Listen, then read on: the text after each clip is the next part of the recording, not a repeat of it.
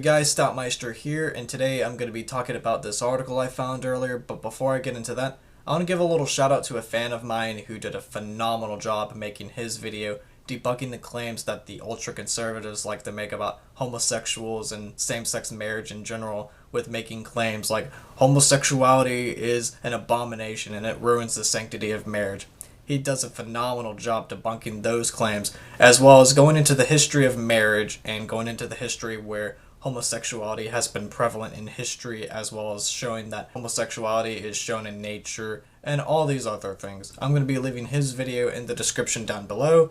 Now let's dive into this article right here. Now the website I'm on right now is godvine.com, so you know what the article is going to be saying about homosexuality and the Institute of Marriage.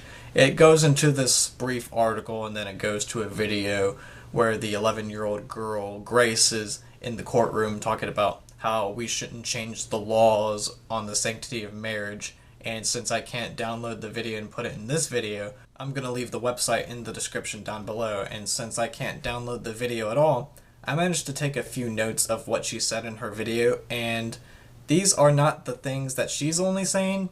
You will hear these claims from your typical Christian. I know that when I went to Christian high school, I heard these claims. I heard this when I went to church most of my life. I hear this from every single person just about that is against homosexuality and same-sex marriage and all this other shit. So let's get to it. Note number 1. If you change the laws to where you allow 2 moms or 2 dads to get married, it will take something sacred away. Now, to those people that have the same exact mindset, how in the world is another person's relationship affecting your relationship with your boyfriend, your girlfriend, husband, wife, mistress, whoever you're having a romantic relationship with? How is another person's happiness affecting yours? If another person's happiness is going to affect your relationship, first of all, you don't know a goddamn thing about what love is, and you don't deserve to be in a relationship, let alone have kids with your fucking spouse, because they're not telling you how to live out your relationships. A lot of people in homosexual relationships are not pushing their agendas on you. They're not telling you that you have to leave your husband or your wife and you have to marry somebody of the same sex. That's not what this whole movement is about. This is the equivalent of the civil rights movement back in the 50s and 60s when the blacks were fighting for acceptance. They were fighting for equality. We're facing that exact same thing today with homosexuality. Hell, the Bible was also used back in the 1950s and 60s when people were having interracial marriages and relationships.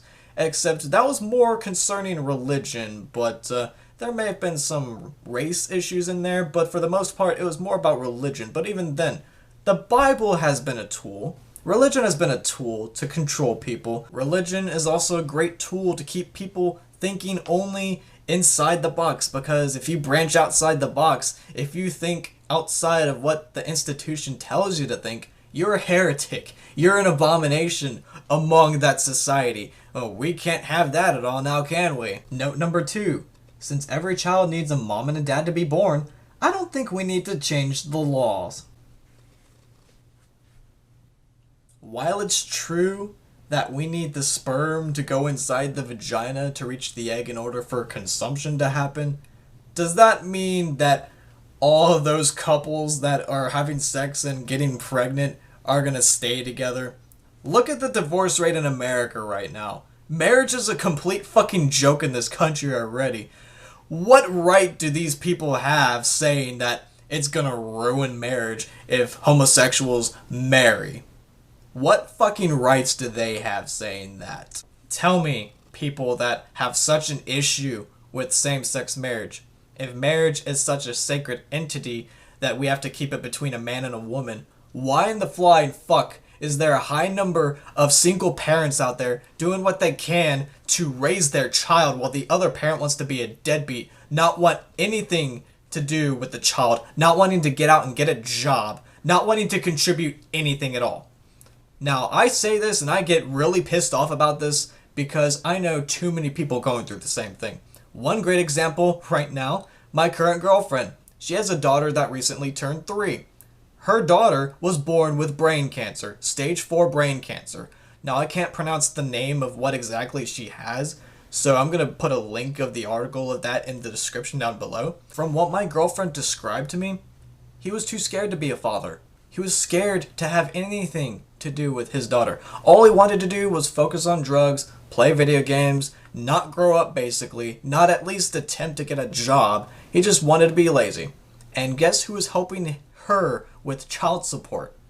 His grandmother is the one helping with child support. Now, thankfully, my girlfriend does have a little bit of support from some of her family and her peers and everything like that, but even then, out of all people, why would the biological father be too fucking scared to get involved with the daughter's life at least a little bit, not want to do anything with his life at all, and have his grandmother spoon feed him and help him out with every single fucking thing?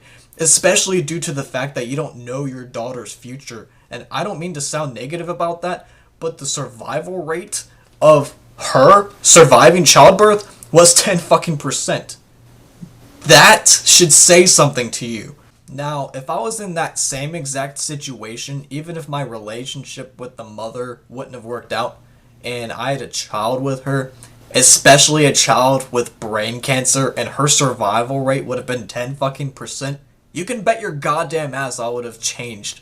Just like that. I would have been trying to get a job. Applications would be going out left and right. I would make sure that at least I was giving a little bit of something back, even if I had to borrow from family and peers. But I would make sure that I would do what I could to contribute and not have 100% of the contributions be coming from somebody else because of sheer laziness. It pisses me off that there are parents out there that are just not willing to take responsibility. The moment you have sex and the moment you conceive a child, you have to grow the fuck up at least a little bit, and you have to realize that you are responsible for another life. You are responsible for a well-being of a child.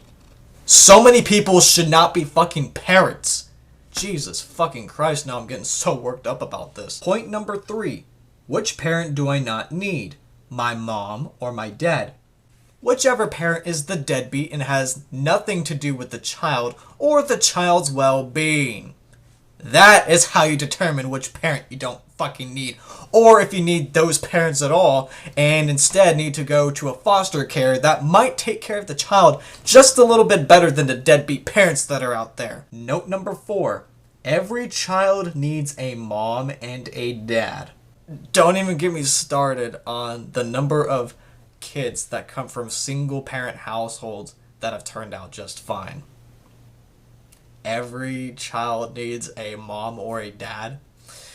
If marriage was really that fucking important, then we wouldn't be seeing so many broken households. My parents were never happy with each other, and both my mom and dad had fathers that were whoremongers. And they were all heterosexual. What does that tell you about marriage in general? Marriage is not about whether you're in a heterosexual relationship or a homosexual relationship. It's about people coming together that are in love. It's supposed to be about love, but like I said earlier, marriage is a complete fucking joke, especially in America. It's more about the commodity status. It's more about the tax breaks that you get with marriage, rather than a loving relationship. Now, my anger isn't going towards the 11-year-old girl that made those statements in the courtroom, because I know for a fact that she wasn't thinking on her own when she was writing that little speech. I know that she had influence from her Christian parents. My anger is more towards people like her parents and parents that may be worse in how they raise their kids into thinking this way, because they are teaching their kids to be the exact same way. And I hope one day this 11-year-old girl grows up and learns how to think for herself and look into other things before coming up with her own conclusions on things. Now, with those statements being said, am I telling you what to think? Absolutely not. I just cannot stand bigotry. I cannot stand hatred. I cannot stand how these certain people are handling homosexual relationships in general. Now, before I end this video here, I do have a couple of things that I would like to say towards the conservatives that think this way about same-sex marriage. If the divorce rate across the world, especially in America, goes to 0%, that is when I will support your bigotry movement. That is when I will condemn homosexual relationships and same-sex marriage. Until then, drink from this mug right here and read the text before drinking from it, because you need to take good notes while I focus on my relationship with my girlfriend and live my life the best I can. So drink up, folks, and cheers!